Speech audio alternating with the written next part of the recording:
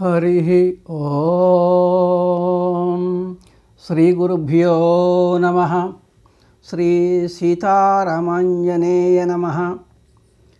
ఆత్మీయులైన జిజ్ఞాసులందరికీ స్వాగతం. శ్రీ సీతారామాంజనేయ సంవాదం 7వ భాగం. శ్రీమద్దివ్య నిజాంఘ్రి పద్మములు సంసేవించుచున్ భక్తిచే ధీమంతుండగు ఆంజనేయుని అసద్దేహేంద్రియాతీత చిద్భూమానందుడవీవనేనని కృపన్ బోధించు శ్రీ జానకీ రామ బ్రహ్మమును అంతరంగమున ఆరాధింతు అశ్రాంతమున్. యోగాన్ని ఆచరించేటప్పుడు ఉండాల్సిన నియమాల గురించి సీతాదేవి ఆంజనేయ స్వామికి బోధిస్తున్న విధానం ఎలా ఉందో తెలుసుకుందాం. వితతమై విజనమై విమలమై సుఖమై పొసంగు వివిక్త దేశమునందు సమభూమియందు నిశ్చలముగా మిర్రు పల్లములుగాకుండ పేలవముగాగా వరుస కుశాజన వస్త్రంబులననువుగా వరచి ఒప్పుగ వానిపై తిరముగ పూని పద్మాసనాసీనుడై ఆ మీద కాయ మధ్యమమును గళము శిరము చక్కగా నిక్కి దృక్కులు ముక్కు చక్కి చిక్క దక్కించి తక్కిన దిక్కు గనక మిక్కిలి దశేంద్రియంబుల సృక్కజేసి ఫలితముగ యోగమభ్యసింపంగవలయో. విశాలంగా ఉన్న చోట, నిర్మలంగాను జనసంచారం లేని చోట, ఈగలు దోమలు మొదలైనటువంటి వాటి బాధ లేకుండా ఉన్న పవిత్రమైనటువంటి ఒక స్థలాన్ని యోగాభ్యాసం కోసం ఏర్పాటు చేసుకోవాలి. ఆ ప్రదేశం చదునుగా ఉండాలి. అక్కడ వరుసగా దర్భాసనము, దానిపై కృష్ణాజనము, ఆ పైన వస్త్రము ఒకదానిపై ఒకటి పరుచుకొని దాని మీద కూర్చోవాలి. యోగాభ్యాసం చేసేటప్పుడు నడుము, మెడ, శిరస్సు సమానంగా నిలిపి దృష్టిని నాసాగ్రములో నిలిపి జ్ఞానకర్మేంద్రియాల యొక్క పనుల్ని అణిచివేసి యోగ సిద్ధి కోసం అభ్యాసం చేయాలి. ఇంకా అంతరార్థ చక్రవర్తులైనటువంటి జగద్గురు వేదాంతం లక్ష్మణార్యుల వారు దర్భాసనము, కృష్ణాజనము, పైన వస్త్రము అంటే ఏంటో ఈ విధంగా చెప్తూ ఉన్నారు. పలుకులే దర్భలు కాబట్టి శబ్దాలన్నీ వెలువడేటువంటి ఆపోస్థానమనబడే స్థూలమే దర్భాసనం. అంటే బ్రహ్మనిష్టలో ఉన్నప్పుడు మొదటగా మాట్లాడాలి అనేటువంటి తలంపు నశిస్తుంది. మాట్లాడబుద్ధి కాదు. ఇదే దర్భాసనం వేయడం అంటే. ఇక జింకకు శబ్దగ్రహణం అధికం.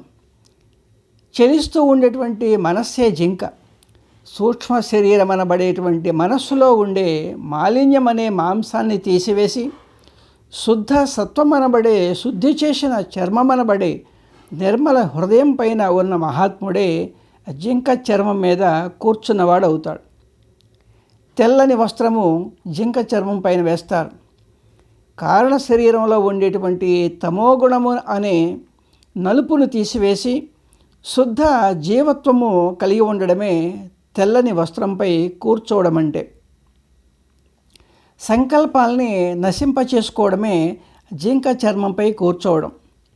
మొట్టమొదట పలుకులను గెలిచి తర్వాత సంకల్పాల్ని గెలిచి తమోగుణాన్ని అణచడమే కుశాజన వస్త్రాలను ఒకదానిపై ఒకటి వేసుకుని కూర్చోవడం అంటే.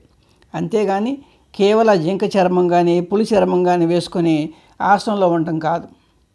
అలాగా జ్ఞానకర్మేంద్రియాల యొక్క పనులు అణగద్రొక్కి నాసాగ్రమైనటువంటి శ్వాస నిలిచిపోయే స్థితిని గమనిస్తూ యోగసిద్ధి అయ్యే కోసం అభ్యాసం చేయాల్సి ఉంటుంది.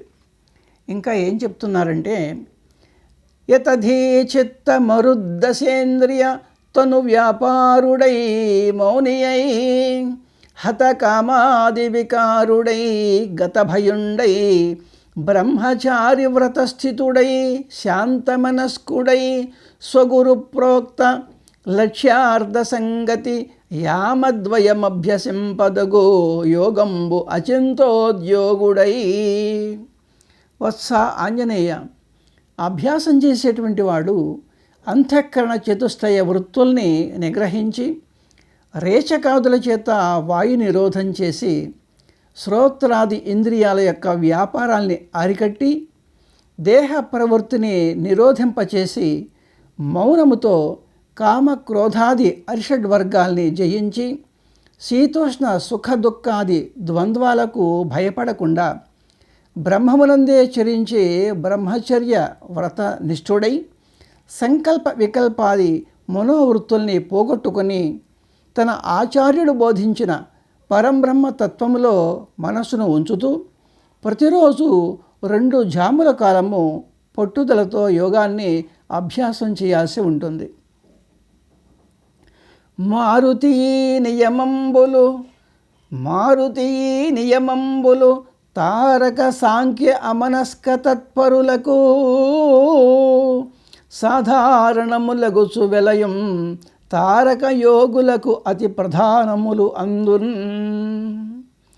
పవనకుమార ఆంజనేయ, ఇప్పుడు చెప్పుకున్నటువంటి నిష్టలన్నీ కూడా తారక సాంఖ్య అమనస్క యోగాలు అభ్యాసం చేసేటువంటి వాళ్ళకి అత్యంత ఆచరణీయమైనవి. మిగతా వాళ్ళ విషయం ఎట్లా ఉన్నా తారక యోగంలో ఉన్నటువంటి వాళ్ళకైతే అవశ్యము వీటిని ఆచరించాల్సిందే.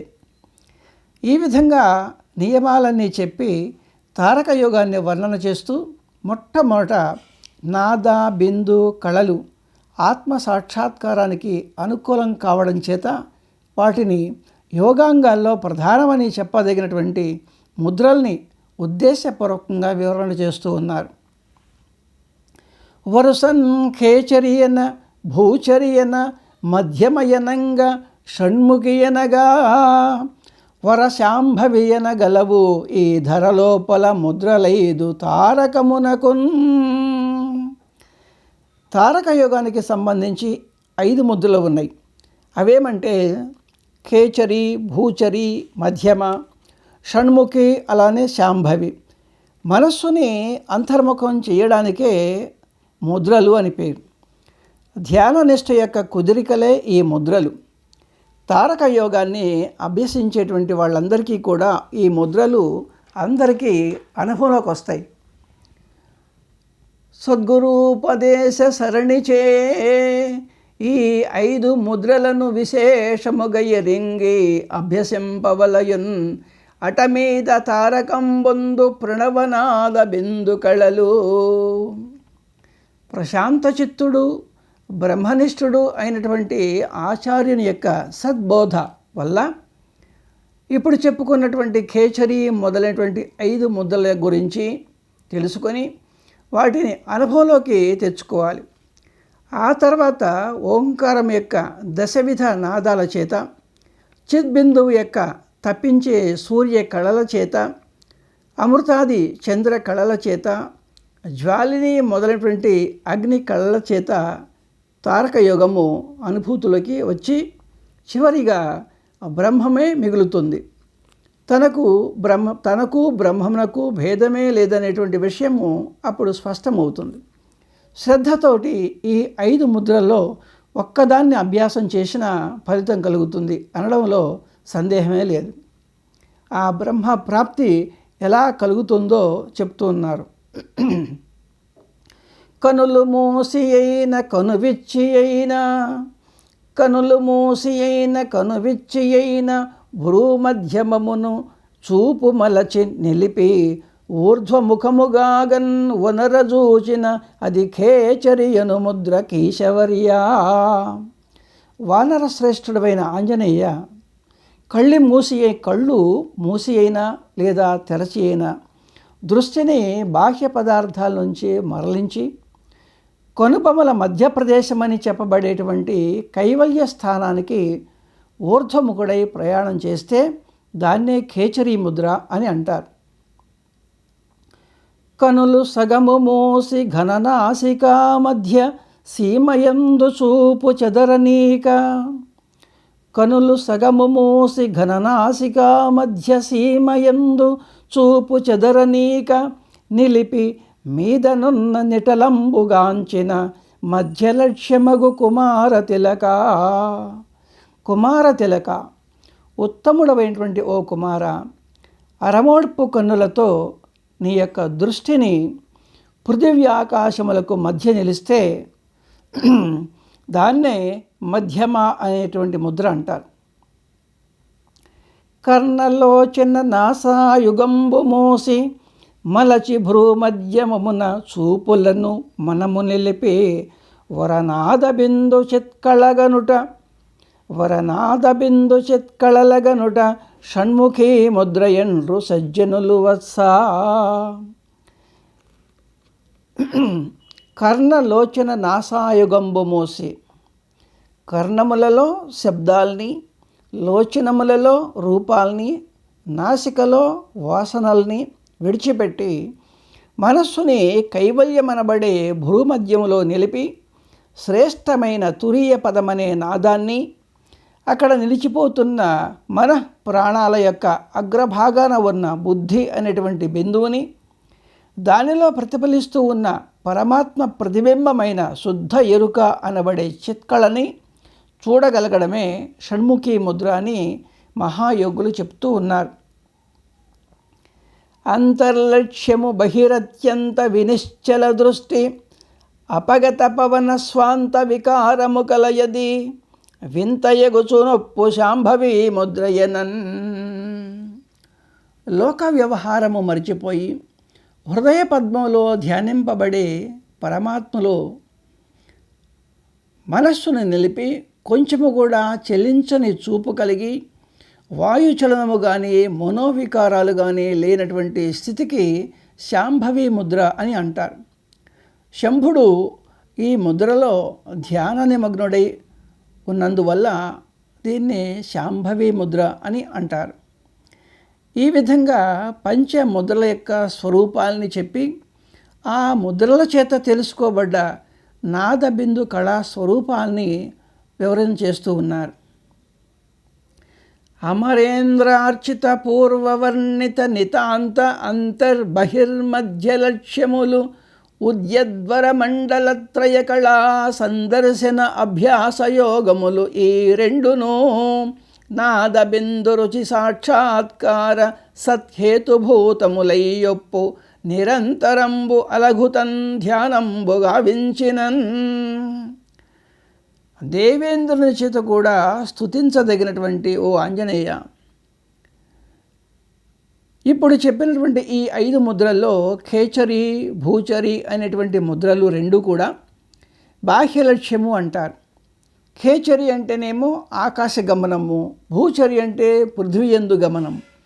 ఇక మధ్య షణ్ముఖి అనేటువంటి ముద్రలు మధ్య లక్ష్యము అంటారు. శాంభవి అనేది అంతర్లక్ష్యముగా ఉన్నది, అదే సుషుమ్న.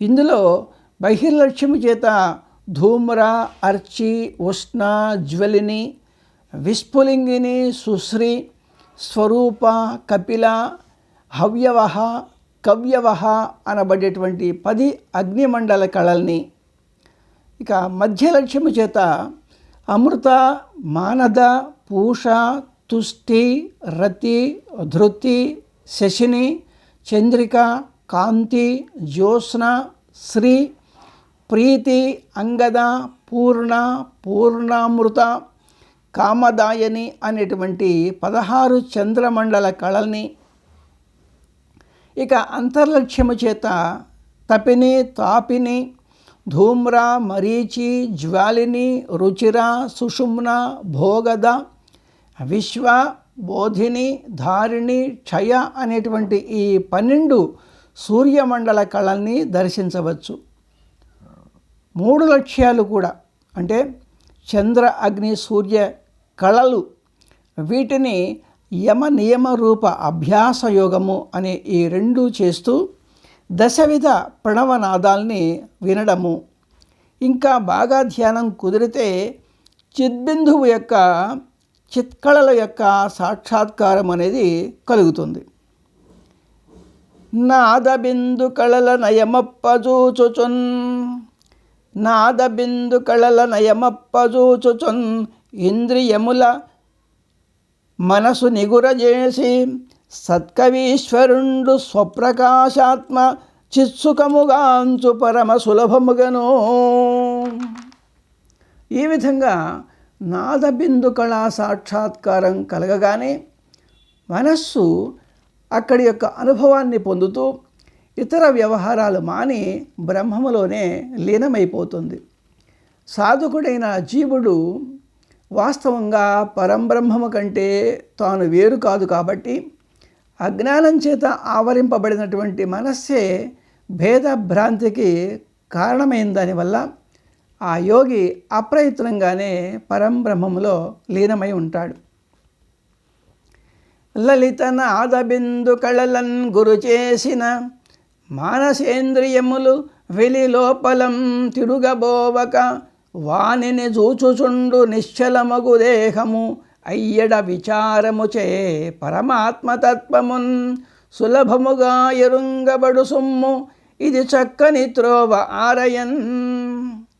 ఈ నాదబిందు కళలు గుర్తించిన ఎడల మనస్సు కానీ ఇంద్రియాలు కానీ లోపల వెలుపల తిరగక ఆ నాదబిందు కళల కుదిరికలనే గమనిస్తూ నిలిచిపోతుంది. అప్పుడు శరీరము కొద్దిగా అయినా కదలనే కదలదు. బాహ్యములైనటువంటి శీతోష్ణాల వల్ల కలిగేటువంటి దుఃఖాలు కానీ అంతరాలైనటువంటి మనోవ్యధల వల్ల కలిగే దుఃఖాలు కానీ ఆ యోగిని బాధించలేవు.